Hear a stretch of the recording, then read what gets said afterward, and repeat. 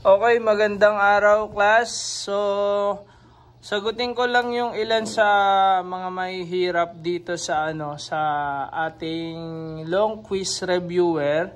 At katulad nitong number 15, so perform a hypothesis test where the null hypothesis is that the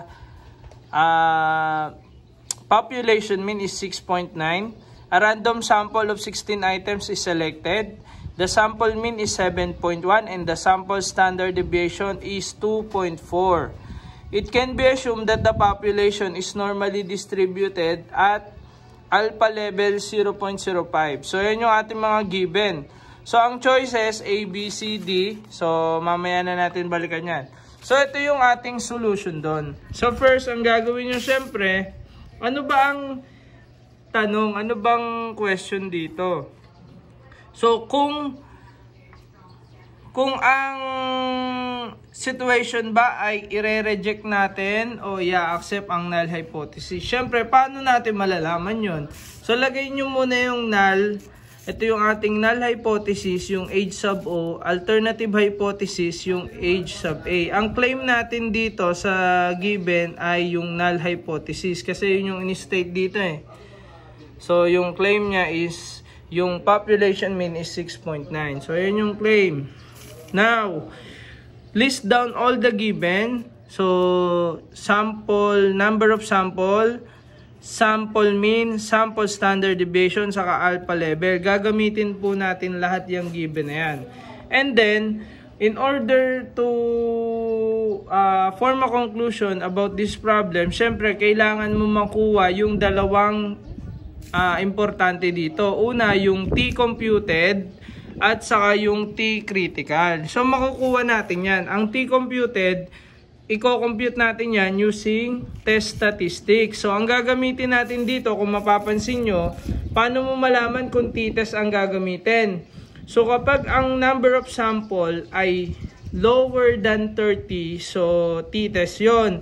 Tapos, kung mapapansin nyo, ang given dito ay sample standard deviation. So, kaya t-test talaga ang gagamitin natin. And then, after that, kuhain natin yung formula ng t-test. And then, substitute nyo lang all the given values kasi population mean, sample mean, population mean, sample standard deviation, saka number of sample, nandyan na naman lahat yan sa given natin.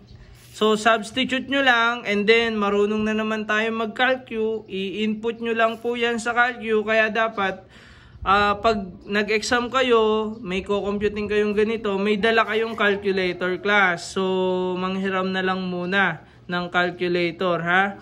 So, pag wala kayong calcu, mahirapan po kayo dyan na compute yan. So, ngayon, ang nakuha nating computed value ng T is 0.33.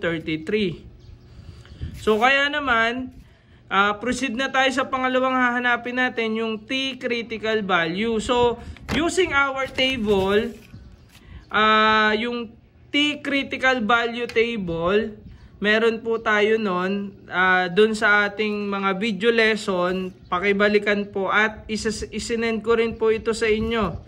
So, yung T critical value table. So, using our degrees of freedom, n minus 1, madali lang yon. Yung n natin is 16.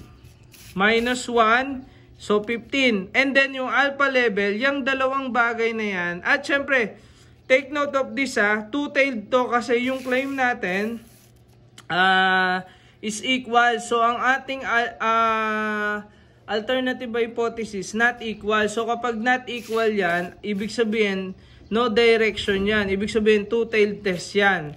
So, kailangan familiar kayo doon. Nandun yun sa mga unang topic, yung sa formulating null and alternative hypothesis. So, two-tailed test yan. So, yan yung tatlong bagay na kailangan nyo. Pag binangga nyo yan sa T-critical table, makakakuha kayo ng 2.131. So, ngayon, ipa-plot natin. Since two-tailed yan, dalawang side yan. Ipa-plot nyo yung 2.131, positive. Dito naman, negative. So, pinlat na natin yan sa ating,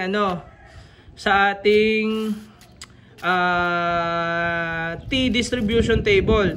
And then, i-plot nyo yung value ng T-computed, nandito siya positive 0.33, nandyan yan. Estimate natin, nandyan sa part na yan. So, kung mapapansin nyo, itong T-computed, wala siya sa loob ng rejection region. Yan yung rejection region natin, yung may mga shaded area. So, therefore, ibig sabihin, there is not enough evidence na to reject the claim. Hindi natin i-reject yung null hypothesis. Ibig sabihin, kailangan accept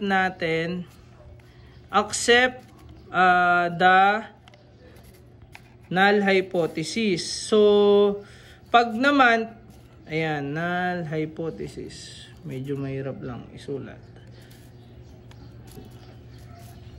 Mahirap pag one hand.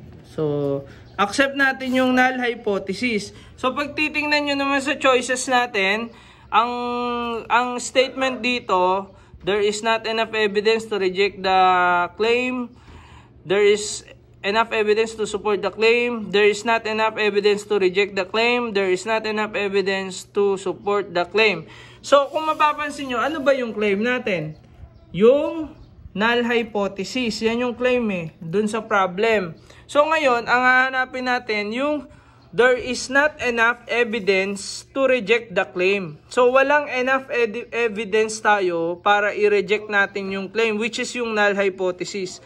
So, hindi natin i-reject yung null hypothesis. So, ang tamang sagot dito sa number 15 ay letter C. There is not enough evidence to reject the claim. So, hindi natin i-reject yung null hypothesis. So, yun po yung answer dito sa number 15 problem.